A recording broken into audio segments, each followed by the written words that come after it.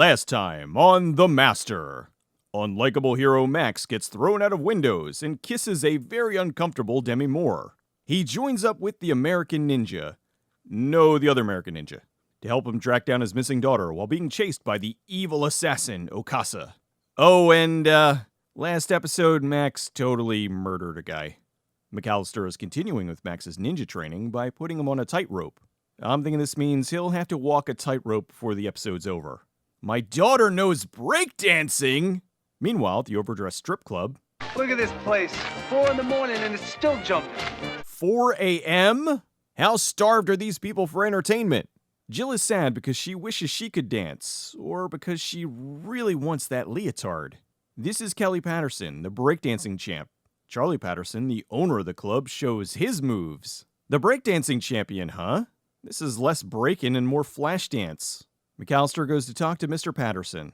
Is that Incognito Stan Lee? Max tries to go backstage and gets manhandled by the bouncer. All the dancers are in aerobics gear. What's the name of this place? Let's Get Physical? Oh, Truffles Club and Disco. Clearly a place so popular, angry Asian businessmen go there at 4 a.m. Back in the office, Jill's watching old movies of her father dancing. I wonder what she calls me. Gimp? Isn't that what you call yourself? Wait, I thought this was the Gimp. Jill's in a wheelchair, and they never tell us why exactly. She seems to have the right idea about her sister. I don't mean the way my sister dances. That's not dancing. That's aerobics. I'm thinking Kelly could have been an instructor in aerobicide. She has a heart-to-heart with her dad, but, Now, what you did was dancing. I bet you could still do it, too, if you really wanted to. So could you. You're right, Dad. Just then the friendly talk is interrupted by Mr. Chan. Seems they want protection money. The bouncer's distracted, so Max sneaks backstage. He shields his eyes from boobs until he runs into Kelly. He asks her about Terry, and she leaves. Then the bouncer arrives.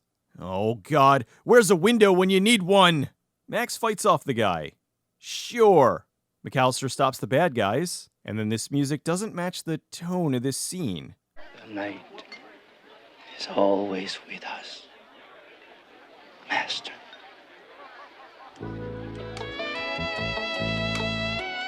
So Kelly suddenly remembers who Terry is. She gives him her info and falls in love with the best character in this entire series. I don't know how he does it. One glimpse of those blue eyes and every girl falls for him. Blue eyes? Don't all hamsters have black eyes? Just then the bouncer finds him again. He carries some cute little tricks around with him. Who said that? McAllister grabs Max and takes him outside. It's daylight already. I didn't realize we were in there so long. Considering you arrived at 4 a.m., this can't be that shocking. Also, is this a 24-hour disco club? They leave to go find Terry. Max notices they're being followed. So here's the obligatory per-episode car chase. Then he says something that doesn't matter, so they cut his audio. Don't tell me why they're following us. I like surprises. After doing a Dukes of Hazzard, they nearly get away. Or not. Despite shooting at the side of the van with a shotgun, they somehow miss. I'm sorry, we don't have it in our budget to ruin this van. They pull over so McAllister can ninja sneak attack the car. Someone who is not Lee Van Cleef is preparing to, you guessed it, walk the high wire. I'm surprised they're doing it this early. I thought for sure this would be one of those final act things. The car passes under him, and it sure is a good thing they decided to stop right here exactly. McAllister uses his ninja rope whatever to saw off the steering wheel. Then, thanks to this bar the crew welded under the car, it flips over into the water. Meanwhile, in Chinatown, I'm pretty sure every neighborhood that has a Chinese restaurant has a golden pagoda. The bad guys decide the only way to get Patterson to pay them the protection money is to kidnap his daughter. Back at the disco club, Jill is slow dancing. Uh-oh, a wild master appears. Is McAllister gonna smooth his way into this one? The sexy sax music sure thinks so.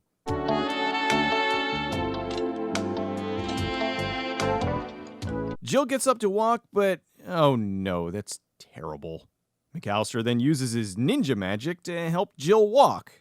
Man, ninjas really can do anything. He takes her back to her chair. Max is spying on Kelly and watches her get abducted. He tries to help, but gets knocked out. Oh, this is so satisfying. Instead of going to the hospital, Max gets checked out by Master Ninja MD. 4 fractured ribs. The bad guys call Patterson with their ransom demands. They want $20,000 for the return of his daughter. 24-hour disco clubs don't make that kind of money. Just for reference, in 2021, $20,000 would be roughly $50,000. Max seems okay for someone with 4 broken ribs. McAllister explains how they'll try to trick the bad guys. Smokescreen. Illusion. Give them what they expect and they'll believe it. Oh no, sir. Don't you go subverting expectations. He tells Jill his plan is to have her deliver the ransom money. Jill delivers the money. $20,000 can't even fill up a briefcase. The bad guys get back in the car, but McAllister very lazily sneaks up. Why didn't he do this while they were in the alleyway? He then hides under the car. So his plan relied on them driving a vehicle that wasn't so low to the ground. Sure hope they don't go over any speed bumps.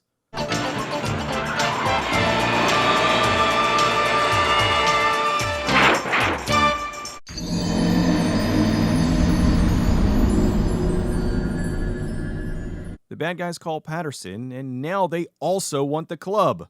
Oh, the nerve of those evildoers! They just keep being evil! Max goes to yell at McAllister. I'm not ready to be shot at, driven at, or kicked in the face. Oh, but we are! He wants to help. That night they go to attack the bad guys. McAllister sets up a ninja zip line. He very quietly and stealthily smashes through the window. Max shows up in time to kick some back. McAllister knocks out Chen, they rescue Kelly and take the money. Okay, so to escape, now they have to walk the high wire. This is a pretty awful rescue. They expect Kelly to be able to walk the wire with no training? Plus, Max has 4 broken ribs. Why don't they just drop a rope to the ground and get away that way? This just seems needlessly dangerous. Max's stunt double walks the tightrope. They go to leave, but are stopped by the evil ninja Lika. Max takes Kelly, so McAllister can get into this week's duel.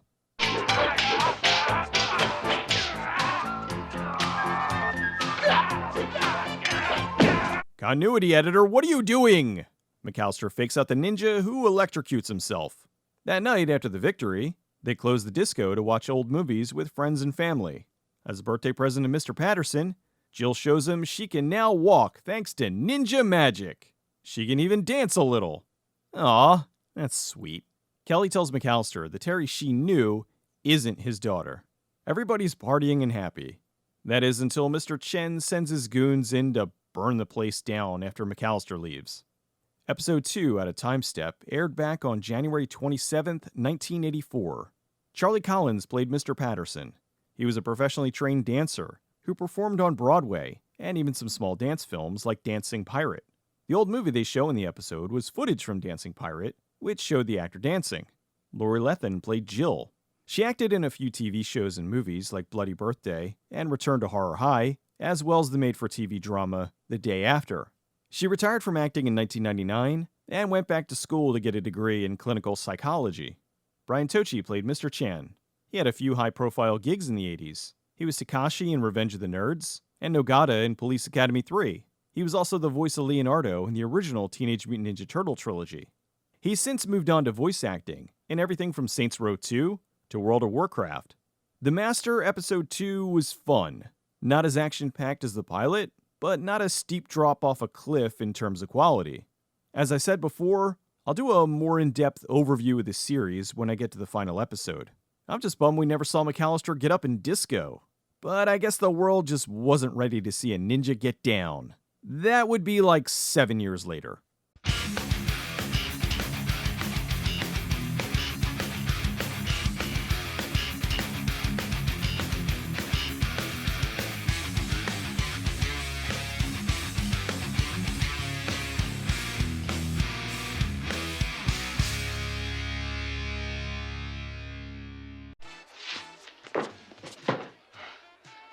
Kelly did mention a small personality problem of yours.